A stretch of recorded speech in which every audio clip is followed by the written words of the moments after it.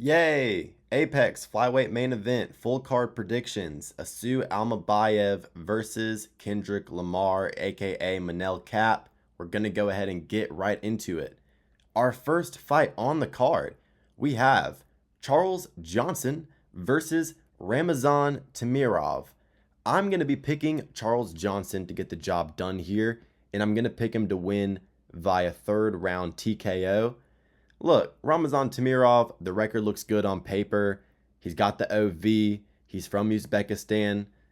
He has aura. But when you look at it, he's actually not a good fighter. All he does is just swing from the fucking hips, big meaty hooks over and over again. Yeah, he was able to beat CJ Vergara by knockout, but he doesn't have any method to the madness in his game. Doesn't seem like he's a guy that follows a game plan or really has much technical skill whatsoever. On the other side, Charles Johnson, super crafty vet. Yeah, he's had his losses. Yeah, he's gotten TKO'd in the past, but he's on a super good win streak right now. Beat Azat Maxim, beat Joshua Van, beat Suma Durji, I believe it was last time out, one of those Asian fighters. But he also beat Jake Hadley. He beat Jake Hadley in his hometown on the St. Louis card. But yeah, look, Charles Johnson, he's getting the job done. Super well-rounded, insanely good cardio, very excellent striking output. He's always going to win on the numbers in a volume game. Even against Joshua Van, he was making the striking exchanges very close. He has grappling that he can go to. He does not have good takedown defense, but we have seen him, in the past get the better of some grappling situations. Higher level of competition throughout his career. And look, Ramazan Temirov fought in Ryzen. I think most Ryzen fighters, other than Yuri Prohashka, are pretty much dog shit. You look at Kai Asakura, who was like one of the higher ranked guys over there. I don't even know if Temirov was a champ over there. They don't even have a fucking cage. So they don't use fence wrestling whatsoever. It's just super low level. I mean, the dude's a can crusher. Charles Johnson gets the job done. And yeah, also I have a bet on Charles Johnson at the odds of plus 102. Put $100 on that. Even money on Charles Johnson against a guy that really doesn't seem to have much. He's going to win this fight. I'm taking him by third round TKO. I think Ramazan Temirov gasses out, trying to swing for the fences early. And Charles Johnson just schools him tit for tat. 3 rounds, gets the late finish after Ramazan Temirov just breaks. Our next fight on the card, we got Lucas Almeida versus Danny Silva. Lucas Almeida looked good last time out against Timmy Kwamba, but Timmy Kwamba, not a super high level guy. Danny Silva, 9-1 coming in off the Contender Series, had a solid performance. And yeah, I think we're going to see predominantly a striking match here. Lucas Almeida, he's pretty good. He's got a good straight right down the middle. Just decent kickboxer overall. I mean, he's kind of one of these NPC Brazilians that are just decent. You think of a Gabriel Santos. You think of a Lucas Almeida. There's like a thousand of these guys. Lucas Alexander. There's like a million of these Brazilians that they just make in a factory and they put them in the UFC. And they're all pretty good. But, Danny Silva, younger, fresher guy. I think he's going to be faster here. Lucas Almeida, he is an older fighter in the featherweight division. And I think that's going to come back to hurt him. I think Danny Silva, he's a guy with a higher ceiling. Maybe this ends up like a Davy Grant versus Tavares type of fight where the crafty vet just kind of goes in there, picks and prods, and gets the job done on points. But I'll take the younger fighter here. Give me Danny Silva to get the job done via round 2 TKO. I think he can get a TKO here. Almeida has been knocked out in the past. I believe it was it against David Onama that he got knocked out against? He definitely has been TKO'd before. I got to check that. Yeah, he got TKO'd by Andre Philly. He got TKO'd by Andre Philly and subbed by Pat Sabatini.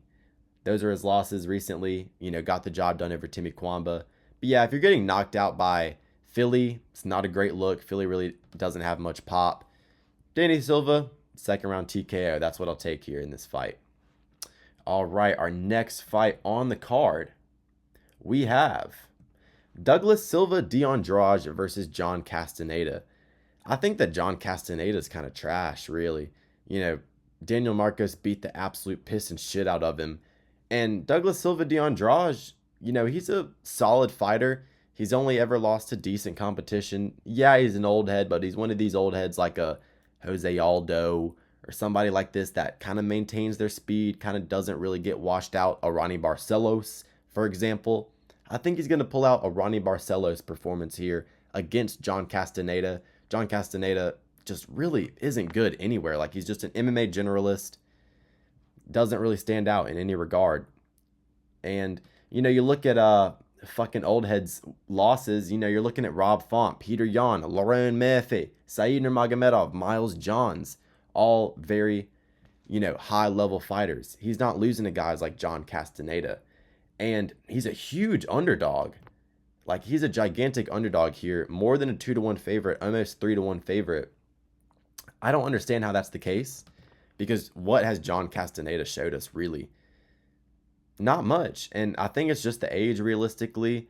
I don't have a bet currently placed on Andrade, but I might end up placing a bet on him just because of the value there. I don't think he's that big of an underdog here in this fight, because I don't think that John Castaneda is all that good. We move on. Yeah, give me Douglas Silva Andrade to win by crafty man decision. Next fight on the card, we have Ricardo Ramos versus Chepe Mariscal. I'm going to take Chepe here to get the job done. I'll pick him by decision. Ricardo Ramos didn't look horrible last time out against Josh Culibao. His fight versus Julian Erosa was really bad, but, you know, he's going against Chepe here. Different stylistic matchup than those two guys. But Chepe, you know, he's beaten Morgan Charrier. I think that I personally scored that fight for Charrier watching it, but having a close competitive fight with Charrier looks good on paper. He did get the job done on the cards. Judges tip of the cap. Interesting apex decision, but that happens. You know, beat Damon Jackson last time out, handled that pretty easy. You look at the performance that he had against Jack Jenkins, did pretty good there. And yeah, he's just a solid, well-rounded fighter, dog tough, classic Mexican style, pretty aggressive, you know, physically strong, decent against the fence, you know, can burn minutes just staying, you know, keeping his fucking shoulder dug into their neck and just being in the dominant position in the clinch, keeping the opponents back against the fence. Chepe Mariscal, decent power as well, well-rounded. Ricardo Ramos, he's got flashy techniques. You know, he had some nasty, like, I believe it was spinning elbows or flying knees back in the day. He is definitely a explosive striker, but Chepe, he's got a chin, he's dog tough. I don't think he loses this one. He has a lot of high-level wins on his resume, even in his, like, previous fights before he even got in the UFC. And yeah, I think he gets the job done. He is the first leg of a parlay. I got $200 on a parlay. I'll talk about the next two legs as well. But even some of his sneaky good wins, beat Yusuf Zalal, beat Pat Sabatini, you know, before he even got in the UFC. So those are solid wins right there. I rate a Yusuf Zalal win pretty highly for sure in the LFA. So yeah, give me Chepe Mariscal. He's just going to outdog him. And I'll pick him to win via, I don't know. Did I already say I'll pick him by TKO? I'll pick him by decision here, because I don't think he's going to finish Ricardo Ramos, because Ricardo Ramos in his last fight, you know, displayed some toughness. He's not always, you know, getting finished unless he's getting subbed. Chepe doesn't always go for the subs. Give me Chepe by decision, 30-27. Our next fight on the card, Mario Pinto versus Austin Lane. I'm tempted to pick Austin Lane because he does have the big football blast double leg, and heavyweights can't get up from the bottom. But I think I have to be a little bit reasonable here and pick Mario Pinto. He's got big power in his hands, knockout artist, coming in off the Contender Series, looked good there. Normally these heavyweights coming in off the Contender Series, normally they do all right. Austin Lane, you know, he's been chinned by Tafa, which is a terrible look. I think Tafa's absolutely dog water. So yeah, give me Mario Pinto, first round TKO. Our next fight on the card, we got Danny Barlow versus Sam Patterson. Classic kind of striker versus grappler matchup. Sam Patterson, he's a guy that normally does go for the subs. You look at the submission win versus Kiefer Crosby. You know, he has a clear advantage in terms of the grappling here against Danny Barlow. But Danny Barlow, you know, he's got that dog in him. Kind of reminds me of Jamal Hill, aggressive fighting style, southpaw, a very nice left hand, kind of looping, awkward left hand that catches guys off guard. Very good striker. You look at his TKO win versus Josh Quinlan. Fucked him up in that fight. Quinlan, lower level fighter, but nonetheless did very well in that matchup with his boxing, with his striking. You look at the fight versus Vikretinov, I believe his name was. He just fought this weekend. Didn't do super good in that match, but keep in mind he broke his hand in the first round of that fight throwing a punch, and I could notice just from the way he was throwing that left hand that he broke it, because he really looked like he was in a lot of pain in that fight. Still got the job done, 30-27. And yeah, I think that Danny Barlow is going to be able to KO Sam Patterson, because Sam Patterson, he's been KO'd before. He got knocked out by Yanal Ajmus. Yanal's good, but he's not the same type of striker as Danny Barlow. And if Yanal can knock him out, so can Danny Barlow. Second leg of the parlay here.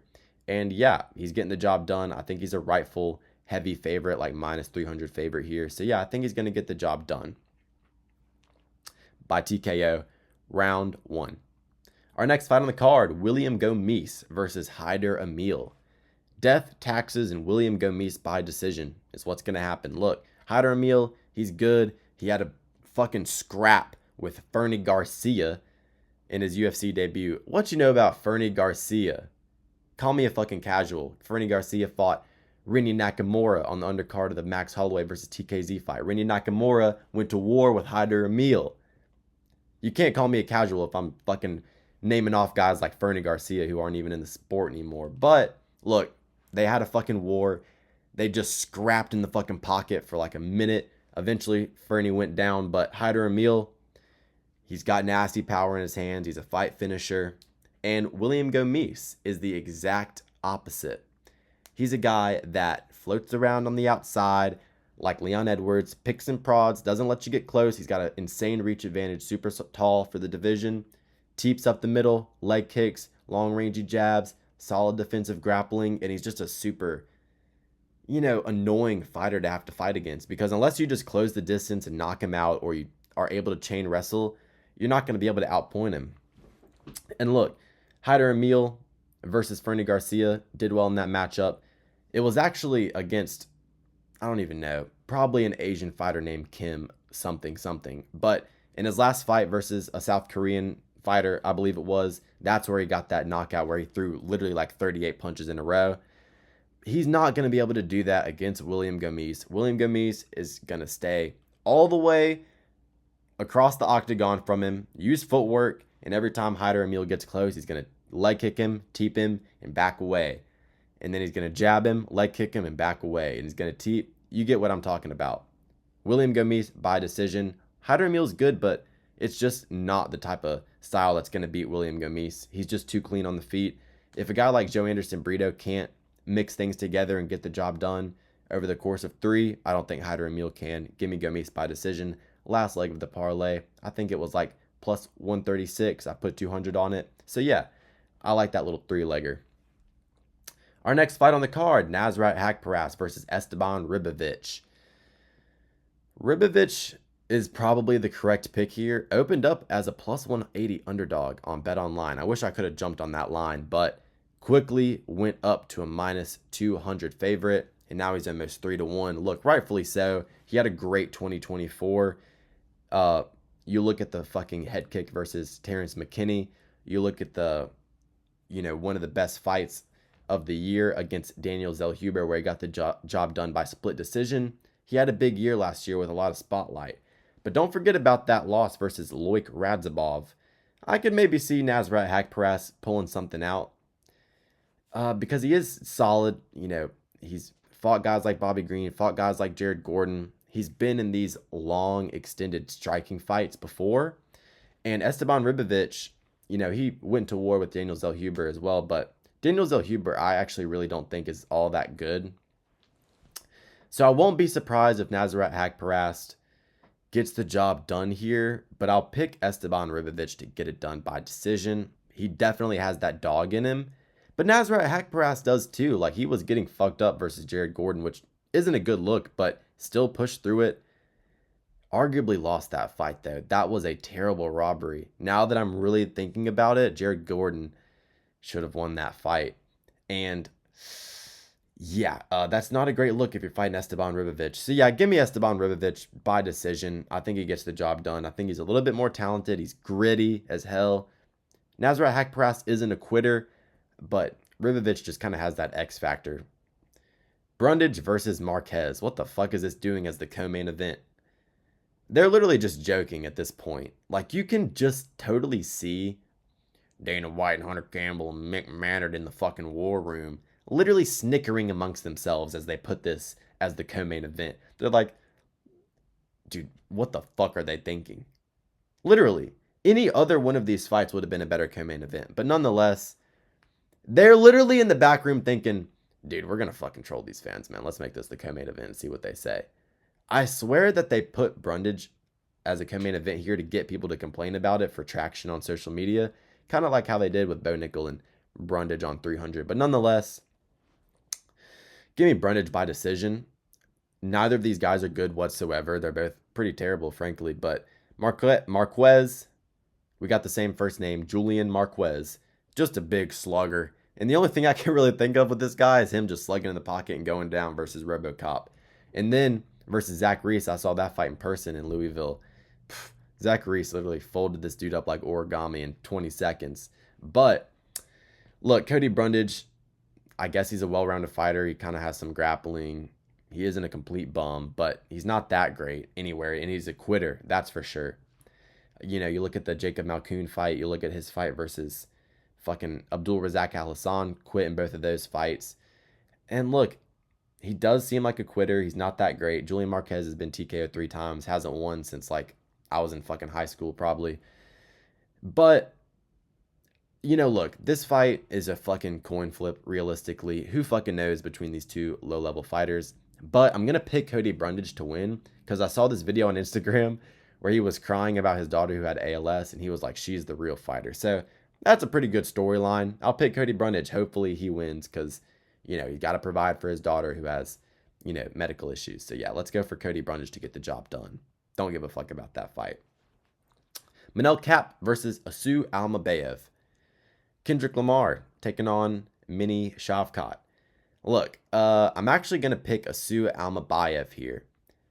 Last bet of the evening, of course, main event. I got Asu Almabaev at plus 270, which I thought was outrageous. That line has, you know, adjusted now to where he is right around plus 190. That is more realistic in my opinion, but I actually think that this fight should be, you know, maybe minus 140 for Kape, plus 120 for Asu Almabaev, because Asu, he's not a good matchup for Manel Kape. Look, Manel Kape, he's a guy that he's an, you know, eccentric striker, super creative, likes to feel himself in the octagon, you know, likes to get into the flow state like he did against Bruno Silva. Great performance. But you look back at some of his performances, dude, and he just hasn't done that well. You look at the Nicolau fight, lost, got out grappled by Nicolau, who does not have nearly the same takedown threat and advantage that Asu Almabaev does. Nicolau beat him, outpointed him. You look at his fight versus Felipe dos Santos, who just has not proven to be very good whatsoever. Got out grappled by the kickboxer Andre Lima, and Felipe dos Santos was able to have some success with the grappling against Manel Kape. You look at Manel Kape's fight versus Muhammad Mokaev, dog shit performance. I know he broke his foot, and people don't understand how badly that affects your performance. Look at Cyril Gane versus Volkov. Look at Manel Kape versus Mokaev. That severely handicaps your performance and makes you fight terribly. You can't throw any kicks or move around or utilize any footwork, so it becomes very difficult. So you can kind of give him a pass for that. But look, Asu Almabaev, he's been on a roll. You know, the submission against Ode Osborne, solid fucking win. Beat CJ Vergara. You know, everybody's kind of beaten CJ Vergara, but nonetheless, you know, got the job done easily, dominated that fight. You know, fought fucking Jose Johnson, not Charles Johnson, Jose Johnson, at a severe height and reach disadvantage. Got the job done there pretty easily. And just most recently, had a good performance against Mateus Nicolau. Won that. He's quickly rising up the rankings, and I'm just a lot more impressed from what I'm seeing from Asu than I am from Kape, because Manel Kape, yeah, he's got, you know, the flying knee, he's got the fucking right hand, but other than that, it's not a ton of output. You know, you can look at the Bruno Silva fight as kind of a outlier because he fucked up Bruno Silva bad in that fight, but nonetheless, you look at all of his previous fights against, I guess, better competition. he just hasn't looked all that great. And he has low striking volume. He has good power for flyweights, but he isn't knocking everybody out unless he just lands the perfect shot. So he's just a shot finder and a knockout artist. This is a 5-round fight against a heavy pressure grappler who doesn't get tired, who constantly shoots takedowns, who can shoot upwards of 3, 4, 5 takedowns around, and he gets them, and he's very dominant in those positions. He has submission threats, and he also is decent on the feet. Decent combinations, right hand, left kick, good overhand right, couple spinning back kicks. Keeps it relatively simple. He's not a high output guy either, but when you're fighting Manel Kape, who isn't very high level, not high level, he is high level, who's not very high output, that kind of evens out. And the grappling is what is going to be Asu Almabaev's path to victory. I mean, plus 270 for that. I put $150 on that because, like, that's insane value. I don't understand how the fuck he was that big of an underdog. Look, maybe he gets clipped with something. He's a small flyweight, but he's dog tough. We've seen him fight through nasty submission attempts from Johnson and Nicolau. He's dog tough. He never quits on himself. He's got good cardio. He's an EV. And yeah, I think he's actually going to make decently light work of Manel Kape. Look, Manel Kape, unless he just lands a KO, he's not going to beat Asu on the cards. And I do think Asu Almabaev gets himself a decision here. Yeah, I think Manel Kape, I think the hype train is going to get ended once again. Look, I just don't think this dude is championship material whatsoever. At all. I think Brandon Moreno can beat him. I think that, Kaikara France can win that fight. Asu Almabaev is going to beat him. I don't think this dude's championship caliber at all. So, yeah. Give me Asu Almabaev to stop the hype train of Kendrick Lamar. And, yeah, his last album was dog shit. Asu Almabaev's getting the job done. I'm pretty sure that Asu Almabaev has only lost to super high-level competition as well. I don't know if I'm 100% accurate on this, but for some reason I think he's only ever lost to fucking Tagir Ulanbekov and one other fighter that win is actually aging pretty good. I'm going to check that now because I can't remember off the top of my head. But yeah, he lost to Tagir Ulanbekov and Meman Mamedov. So, he's been fighting OVs his whole fucking life. That win did not age as good as I thought it did. The dude's 7-6. But nonetheless, he lost a fight to Tagir and then one fight when he was a fucking baby. So, yeah, I think he's going to be able to get the job done here against Manel Kape. I don't understand how he's an underdog in this spot, at least as big of an underdog as he is. I think all the value's on Asu Almabaev getting the job done. And yeah, I think Manel Kape, he's just the type of guy that will choke. He's the type of guy that will mentally check out of a fight. And yeah, I just don't think he has the heart to be able to go 5 rounds with a guy like Asu, who is always in the gym, always fucking disciplined, never out traveling, living the bougie lifestyle like Manel Kape does, wearing the fucking Prada and the Louis and the Versace. Asu Almabaev's out in fucking Kazakhstan grinding with Shavkat. Asu Almabaev all day. He's getting the job done. I'll pick him by 50-45 decision. That's what I'm going with. If you guys enjoyed the video, like and subscribe. That would mean a lot to me. Enjoy the card this weekend. Have a great rest of your day.